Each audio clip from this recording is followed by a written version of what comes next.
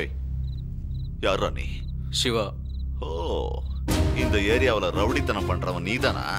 நான் ரவுடித்தனம்லாம் பண்றது இல்ல சார். நீங்க கிளம்புங்க சார். அப்போ நான் ரவுடியா? நான் அப்படிலாம் சொல்ல சார். நீங்க கிளம்புங்க சார். போங்க. இரு இரு இரு. எப்படி எப்படி எப்படி எப்படி ரவுடின்னு தானே சொன்னேன். நான் அதெல்லாம் சொல்ல சார். நீங்க புறப்படுங்க சார். என்னடா சொல்ல? இப்ப புரிஞ்சிருக்குமே போலீஸோட பவர் என்னன்னு. சரி, அதெல்லாம் இருக்கட்டும். நீங்க கிளம்புங்க. என்னடா சொன்னதே சொல்லு.